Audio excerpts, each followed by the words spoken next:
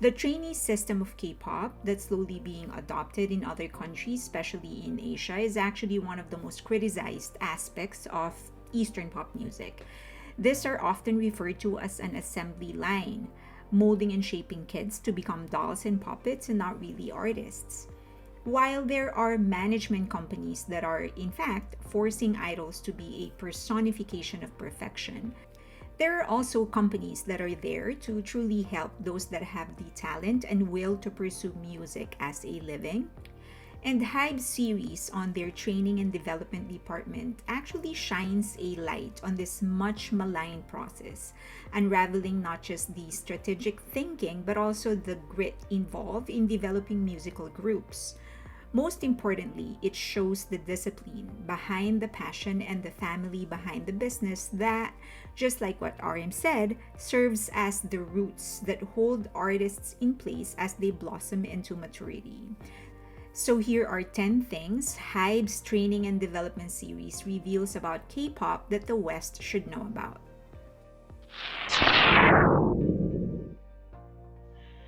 Hi! The Training and Development Series of HYBE was such a pleasant experience. It was a pleasant surprise.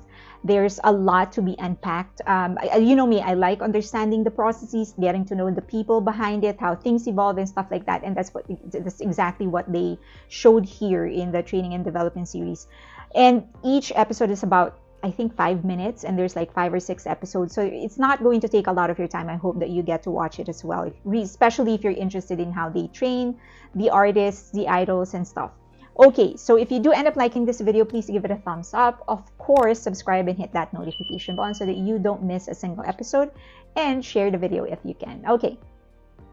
Guidance, not control. Artists are not always forced into a genre or an image. On the contrary, they are actually exposed to as many genres as possible. RM used to create playlists for BTS when they were still trainees to encourage other members to get exposed to other types of music. The encouragement paid off as we see the diversity of genres that BTS has been able to cover. HYBE took cue from that and has given trainees assignments that would put them in the midst of different genres. As the idols who have debuted have testified, it has opened their perspective and range as an artist. It shows that not all agencies box their idols to a limited range of genres. There are agencies like HYBE, and I'm sure there are many others that inspire kids to be more open. Responsibility is the partner of freedom. In many parts of America, training, along with audition programs and talent-based reality shows, are frowned upon. It isn't considered organic. It's like honing your skills to get a certain level of sophistication and past standards set by others is equivalent to seeking someone else's validation. Some people feel that allowing a person to quote-unquote experience life and learn from the street are better ways of discovering and developing their own artistic identity. This is the only way authenticity is achieved from their point of view. That certainly works for some, sure, but it isn't the only way. This documentary shows that honing your skills and raw talent before going out into the world has its merits, especially in the East, where community is above the individual. It isn't selling out, it's just a part of our culture. What you give or what you present to the public is very important. That is why it works better if artists hone their skills as much as they can through training, workshops, and classes before they even go out and start their career. That is exactly what HYBE's documentary demonstrated. Trainees are given the freedom to recognize their own strengths and weaknesses and make a decision as to what they want to prioritize. Trainees create their own daily schedule, choosing classes, mentorship, and workshops in order to improve the skills they want to improve or learn skills they want to learn.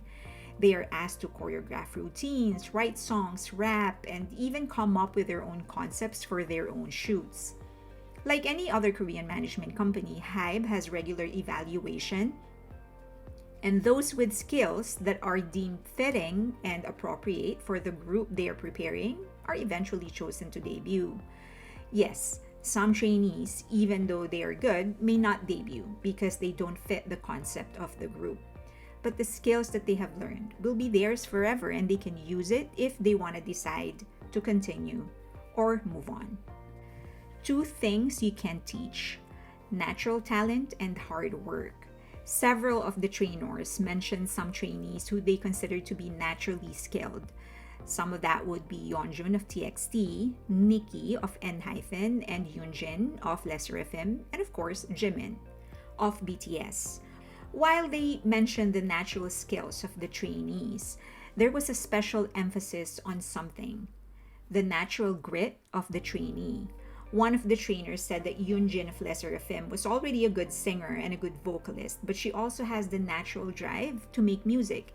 It inspired them to customize a program to let her explore different genres and let her grow as a musician all by herself.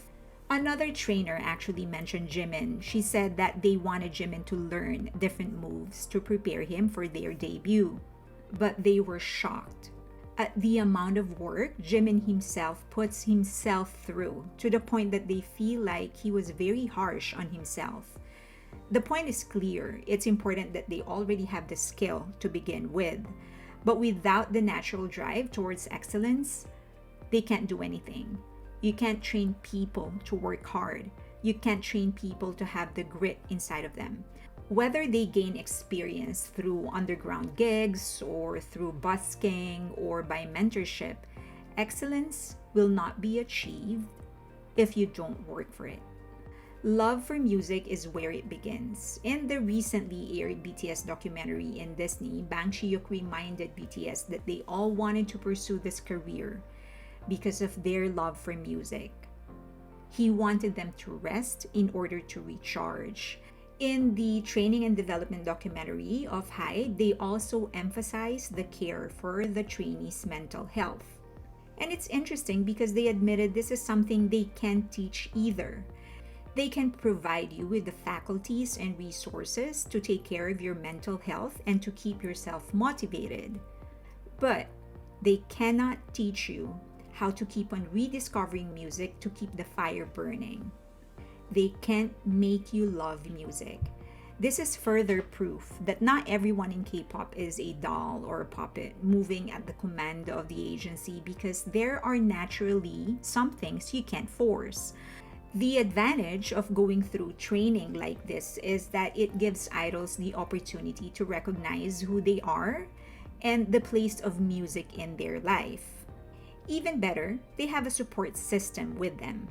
There is definitely some advantages in having street cred, but there is also some value in having a support system that could help you figure out yourself as you journey towards who you want to become as an artist, so that once you go out to start your career, you know yourself a little better.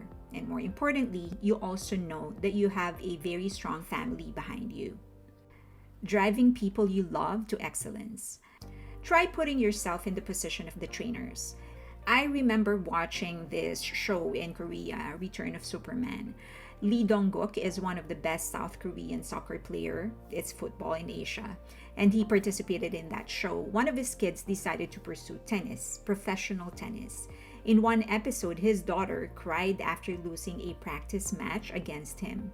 His daughter walked out of the court and he didn't follow to comfort her. When someone asked Lee Dong-guk why he isn't comforting his daughter, he said that she has to learn how to deal with it alone. When she plays alone. It's hard for him to see his daughter cry, but he needs to let his own daughter go through the pain. That's the same thing trainers and teachers feel when they're pushing artists to excellence. It isn't easy to let the person you care for push their limits. It's not easy to watch them go through one heartache after another, but it's the price of excellence. It's the price of ambition. If you do what everyone else is doing, you will become what everyone else is becoming. So if you want to be the best, then you have to do more. The best and the worst part. I came from a family of educators, and I was actually one for a very short while. The reason I quit is the unbearable heartbreak every time I set my students free. That's why I have so much respect for educators. They devote a year or several years of their lives honing someone to become better, to prepare them for something bigger. But when the preparation is over, you never become an active part of what they will become. You don't get to share it with them. You get left behind, and that is just so lonely. That's why I knew academe wasn't for me. Being a trainer or a teacher requires a way bigger heart than the one that I have. It's so incredibly lonely, and HYBE actually showed a glimpse of that. HYBE said that the best part of what they do is being able to set the trainees free, and the worst part of what they do is having to set the trainees free. The trainee system is grounded in Asian culture. I hope that this documentary, more than anything, would show the haters of this trainee system that our differences in how we do things don't make us inferior from the other. It just makes us different. Asian in general puts society above individuals. While there is value in individuality as evidenced by the uniqueness of Asian artistry, we always need to consider how our actions will affect the public. There has to be a greater level of care and finesse when artists perform in public, not just in the aesthetics, but also in substance. It isn't selling out. That's just the foundation of our culture. We are just aware that whatever it is that we do contributes to the life that the entire community is going to live. Love and consideration. I hope people recognize the love that the trainers have for their trainees, and the love people have for music, and the love that these trainers have for what they do. A job is not just a job in Asia, it's our place in the community that we share with others. So whatever it is that we do is our contribution to that society that we create. I hope through this documentary they recognize that we may differ in how we do things, but music, at the end of the day, is what should bond us. And then there's the career path.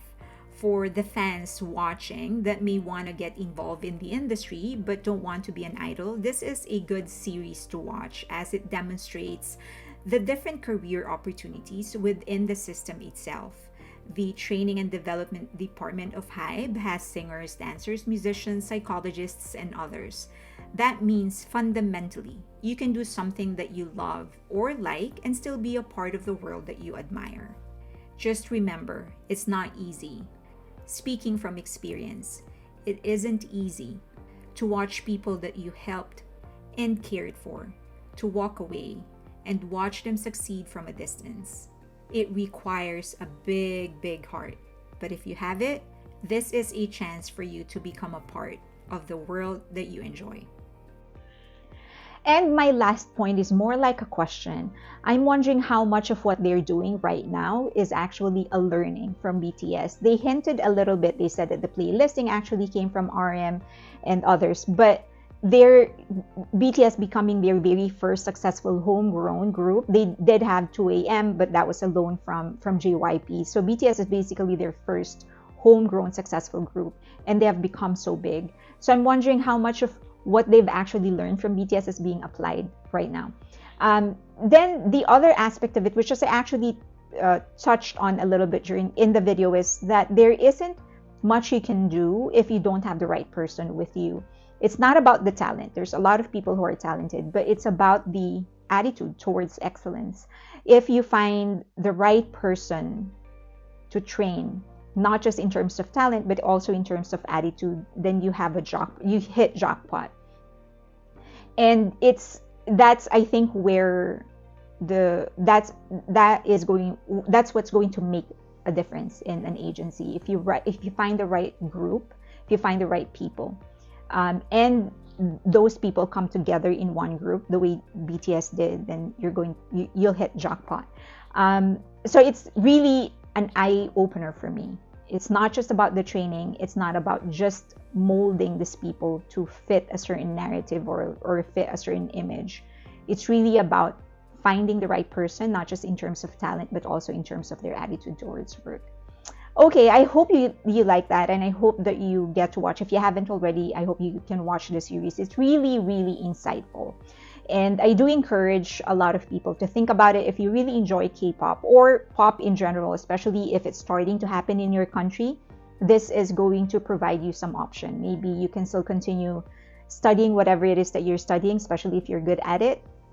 But because in a training, in a system like HYBE, there is a lot of demand for expertise that is not just about music or dancing or artistry or whatever. Um, they need a lot of expertise in different fields. So this is something that you can truly explore. You get to do what you like doing and then become a part of a world that you enjoy. All right, I hope you like that. Please like this video if you did, and also subscribe and hit that notification button so that you know when there's a new video getting published. And of course, share the video if you can. It's almost Christmas. I think in my next upload, it's going to be the sort of Christmas episode. Thank you so much. I appreciate you.